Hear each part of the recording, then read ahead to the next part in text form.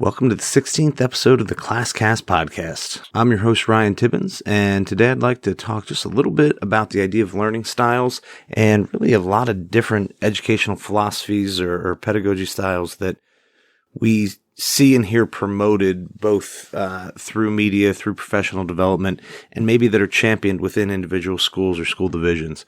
Earlier today, I had a coworker send out a blog post, an article about the idea of using different learning styles a lot of times through, say, like stations, simultaneously in the classroom to help students who have different learning preferences access content.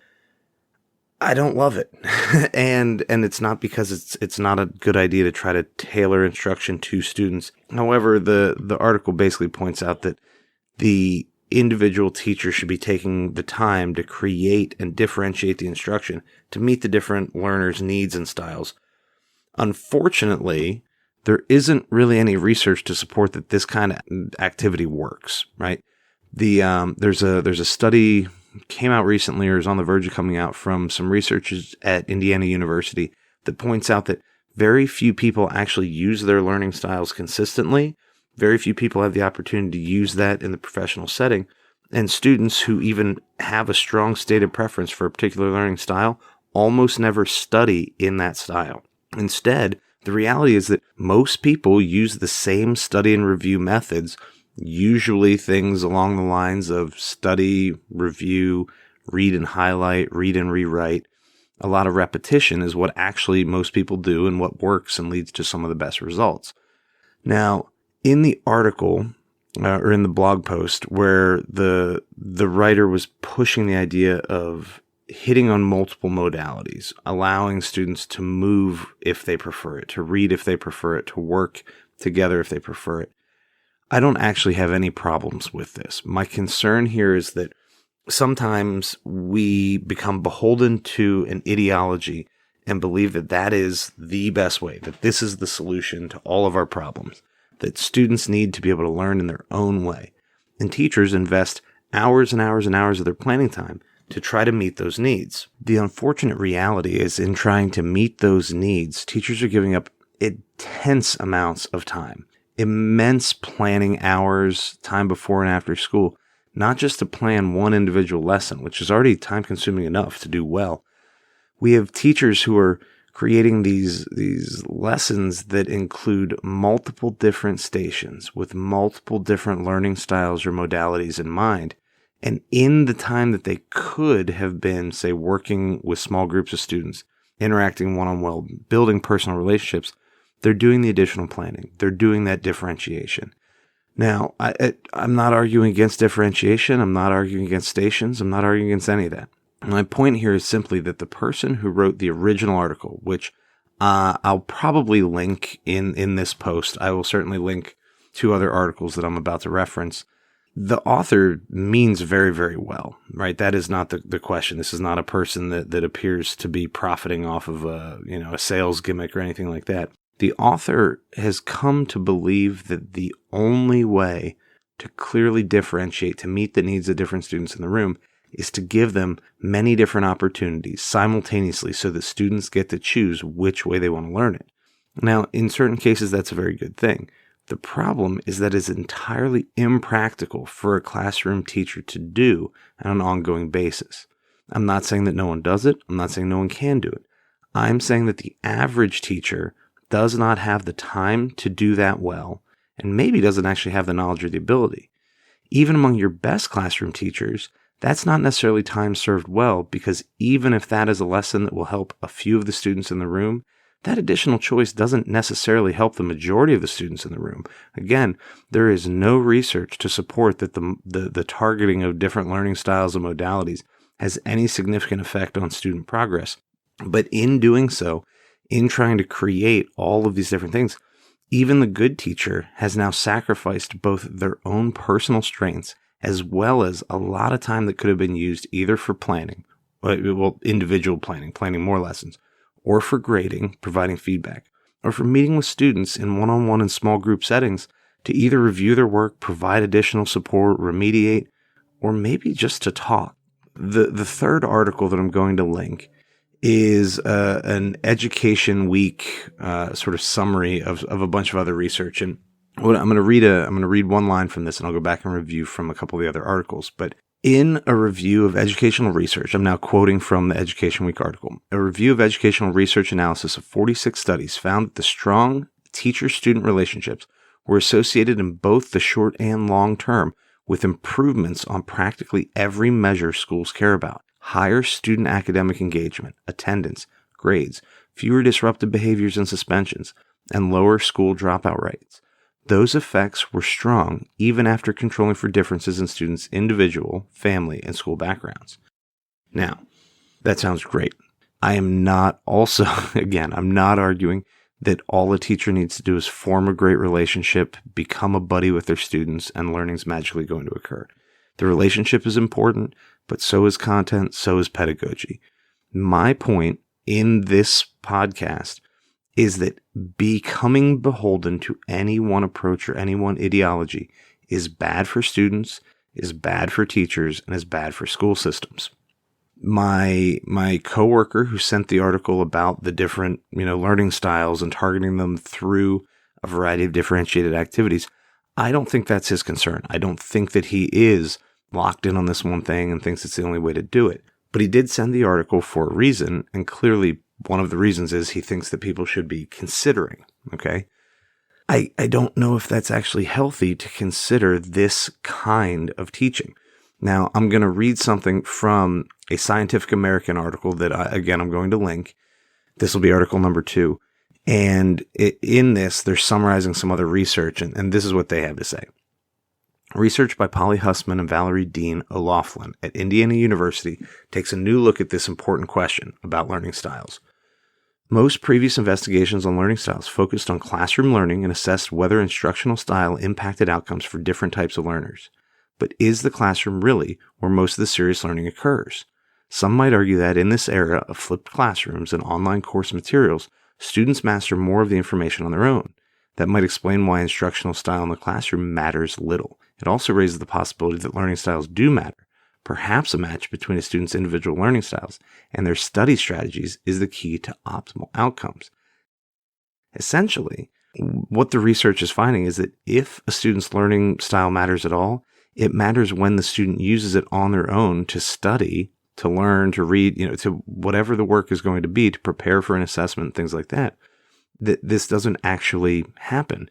The article goes on later to say, despite knowing their own self-reported learning preferences, nearly 70% of students failed to employ study techniques that supported those preferences. Most visual learners did not rely heavily on visual strategies, nor did most reading-writing learners rely predominantly on reading strategies and so on. Given the prevailing belief that learning styles matter, and the fact many students blame poor academic performance on the lack of a match between their learning style and teachers' instructional methods, one might expect students to rely on the techniques that support their personal learning preferences when working on their own. Think about that. Students will tell a teacher, and I've had many students do this, and they mean very well. This is not a bad thing to say. They know how they learn best. And what they're really doing is asking the teacher to tailor a lesson, or maybe all of the lessons, to that particular style. However, when the student is then asked to go learn something on their own, whether it's in the classroom or at home, through study, through reading, preparing for a test, whatever it may be, 70% of students in these studies do not use those same learning styles and strategies to help themselves. Is it reasonable, now I'm focusing on high school students, is it reasonable for a 16, a 17, 18-year-old student to ask the teacher to entirely change a lesson to plan instruction special for these styles when the student doesn't even attempt to use those same styles on their own? Now, we can argue that it's because the student hasn't been taught to do that. But if the student hasn't been taught how to use their own learning preference, how does the student know that they have that learning preference in the first place? It's not that any of these are bad things on their own. However, I know several teachers and a few principals and a few former teachers who worked very hard on the idea of stations or on creating student choice within the classroom, not just in terms of a product, but in terms of, and just a project or a test, but talking about creating choice on a daily basis. There are multiple different ways that you can learn this today. What are you going to choose? Now, if you're a classroom teacher and you do that, more power to you. If you have the time to plan and prepare and you can do that well, that's fantastic. But I ask, when are you doing that? Does all of your planning time, your study hall time, your lunch time, time before or after school, when you're in your classroom, do you use all of that time in this creation, this planning? Because my guess is that it takes a significant amount of time. What could you be doing instead? Well, you could do a lot of things. You could, take a nap, read Facebook. You could do a lot of, But the research actually indicates that probably the most effective thing you could be doing is working with students one-on-one and in small groups, both on academics, supporting them through one-on-one tutoring and review, but also through just forming personal relationships, getting to know the students, not just on a surface level, not just so you can speak casually, knowing who they are, knowing what they value, knowing a little bit about what's going on at home, who they're friends with, what are the stresses in their life at that moment. All of the research available says that that is actually the best thing a teacher can do with that time. Now, is that all you should do? No. Again, my point here is that we should not be beholden to any one ideology. Next week, I'm going to attend a mandated, division-wide training that's been ongoing for 2 or 3 years now about PBL, project-based learning. It might be PBA now. We keep changing the acronyms. When we first began, we were using the term one to the world, the idea that students would work on things in the classroom and we would make quote unquote authentic assessments and authentic activities that would then be sent out into the community, where the community surrounding the school would have some contact with student products. In certain settings and in certain cases, that's a great idea. The idea of project-based learning, again, is a great idea. However, if we become beholden to that philosophy, if that is what we do 90% of the time or 70% of the time, think of how little else gets done. Projects are great, but they're slow. They usually require students to work together, and you ask any group of students, particularly your higher achieving students, how often do they want to work in groups, and they will tell you relatively rarely, because they end up pulling all the weight, because they have to coordinate with other students who don't do the work or don't do the work as well. Some students do very little, some students do a lot. Now you're going to say, oh, no. You can assign roles, you can give, but what happens when one student doesn't complete their role? What happens when one person doesn't pull their weight? It's a frustration for everyone else. Either one part of what we're doing looks terrible, and even if it doesn't affect my grade, it does affect my pride in the product, or I do it for them. Now, does that mean we should just never do group work? We should never do a project? Of course not. There's a lot to learn through that process, through that time management, through that interaction. But if you teach a subject that has an intense timeline, a lot to cover, and let's say there's some kind of test at the end of it, an AP exam, a state test, state accountability test, something like that, then doing all of it in project form is a huge risk because it's slow. You probably don't actually cover the whole timeline. But you do have a lot of time that students are working on their own, and you can float around, talk to them, see what they're doing. You can provide support. It does provide the opportunity for that one-on-one and small group engagement that allows to create relationships and helps you to support those students. So clearly there's something we should be doing. The question is, should we do it all the time? I don't know. I haven't attended the training yet either. And to be fair, many of my colleagues have said it was among the best professional development sessions or, multiple day trainings they've ever attended. So it's not that I have a particularly, low assessment of this already. I'm not expecting anything terrible. I'm actually expecting to get some ideas and some strategies I can and will use very quickly in my classroom. But it's never going to be the only thing I do. I've had colleagues recently in the last couple of years say that, lecture is dead. You can't lecture anymore. Students won't pay attention. Students can't do that. I don't think that's true. I think that's only true if you're bad at lecturing. Now, even a good lecturer shouldn't do it every day. I would like to believe I'm a good lecturer, and I don't say that because, it's me. That's feedback I get from students. Some of the best classes in my class, in an 11th grade English class, some of the best days we have in the entire year are essentially lecture and whole class discussion. I talk for a while, then we go back and forth, and then I talk for a while, and we go back and forth, and sometimes we work in quick small group discussions or little writing pieces, but some of the things that students seem to enjoy and appreciate the most, and at the end of the year say they learn the most from, really is essentially a lecture. Now, should I do that every day? No. Should I do that for every lesson? Is that working for every student? No. Again, one strategy doesn't work all the time. The problem, my real concern here, is that we think that doing all the strategies all the time is best. And so my colleagues sent this article, and again, that'll be Article 1. I'll link these in the post. Article 1 is the original idea about using students' learning styles and multiple modalities. At the same time, students can choose and essentially work through stations, create that variety. And it argues that that's the best way to do it so students can do what they're comfortable with. But I don't really think that the best education always comes from the thing that you're most comfortable with. In fact, sometimes you learn the most when you're uncomfortable, but you find a way to achieve anyway, where the teacher scaffolds it and models it for you. So in response to the article, I wrote an email back, and I actually think this is probably going to be an ongoing conversation, but here it is. I'm just going to read the email, or part of the email that I wrote in response, hoping to continue this conversation. And I said, much of the blog post is good, but some of it relies on the idea that students' individual learning styles can serve as a gateway to growth. There is little research to support that. I am not arguing for a pure lecture style course. Rather, I'm arguing that a good class should not be purely based on any single style. Though pedagogy should probably vary between subject areas and ages or grade levels, generally speaking, a variety of the activities listed in the blog post are good when targeted to the content or skills being taught. My point here is that it is probably more important to design activities and lessons around the goal, what skill or content should students gain, than around individual students themselves. It is more important to provide a variety of activities over time than all at once in a single lesson. Of course, our goals and occasionally methods should vary somewhat between students based upon their abilities and previous experiences, but designing vastly different activities to suit each student within a single lesson is an immense burden for the teacher.